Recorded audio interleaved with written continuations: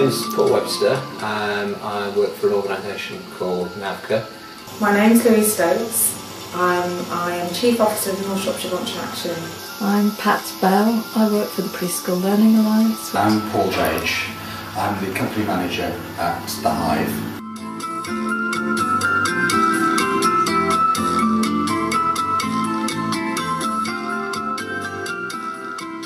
We knew that we needed to upgrade before the project. What we didn't have the confidence was to know how to go about it. What I was looking for was things about best practice and to see what other people in the same sort of situation were doing. I'm fairly confident with ICT, but it's like a car. I want to use it, drive it. I'm not particularly interested in how it works.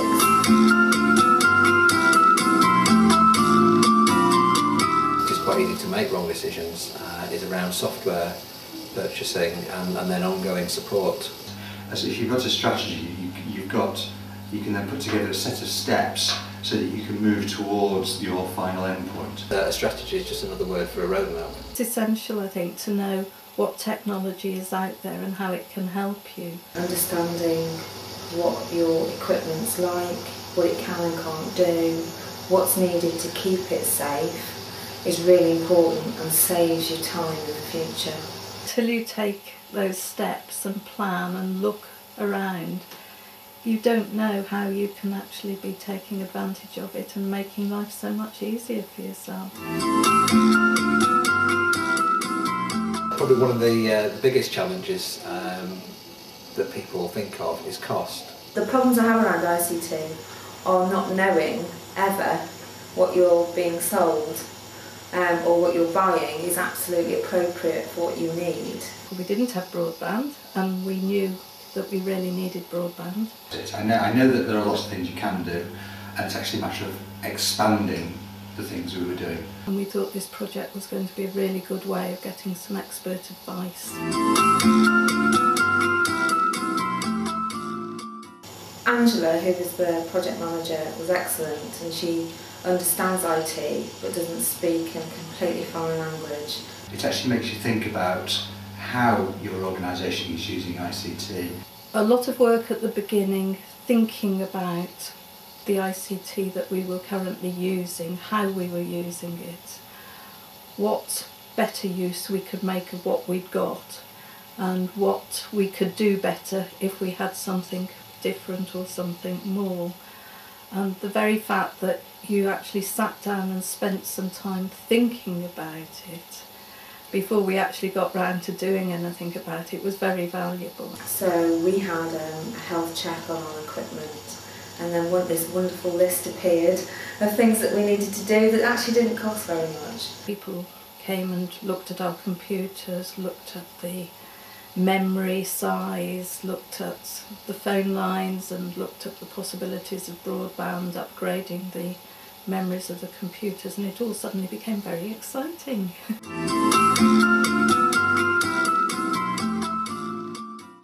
So another example would be sharing documents rather than sending documents around by email, sharing them on a common system, something like a wiki or something like that, which throwing in the jargon now, it's just a shared space really where a number of people can collaborate on one document. Yeah, so we had a network fitted, we share offices here with Homestock North Shropshire Registry.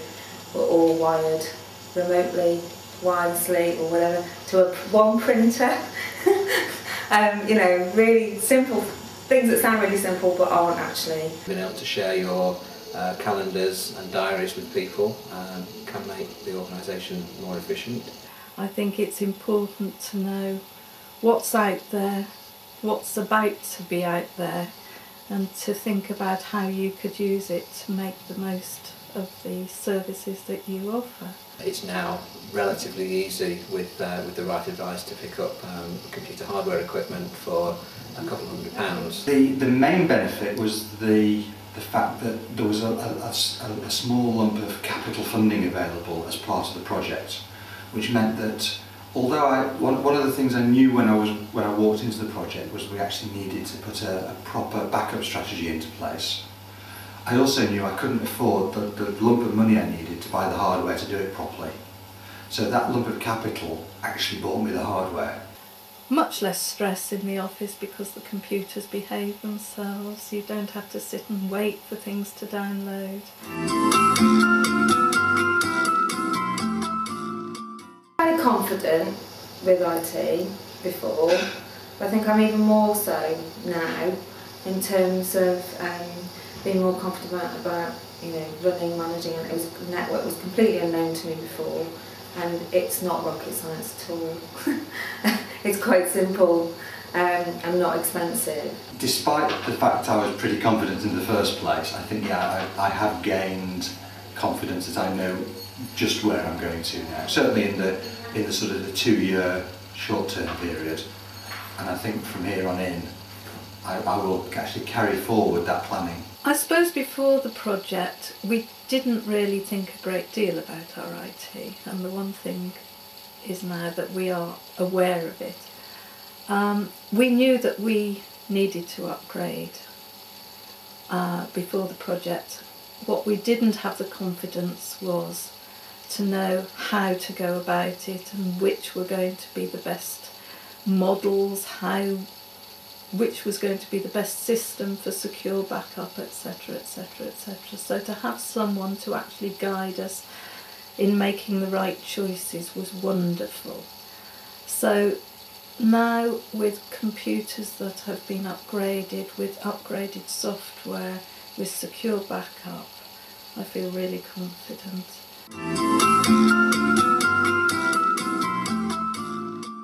The project could have improved because through more groups participating, that would have been really good to get a better picture of what the voluntary sector in Shropshire needs in terms of ICT support, so we could go forward and say to funders and others, this is what's needed, and help provide that. So I don't still feel we all have that complete picture. I think this project was actually very good. The issues I had with it in particular were to do with not quite understanding where it was going from the beginning, and I think that was because it was a pilot and because the people on the pilot were directing it to a certain extent. That just was the way it was. It's been an excellent project. I can't understand why so few organisations actually took it up. I think there were 20 places originally, and I thought we would be unlucky and wouldn't manage to get on, but there wasn't much take up, and I'm astounded at that.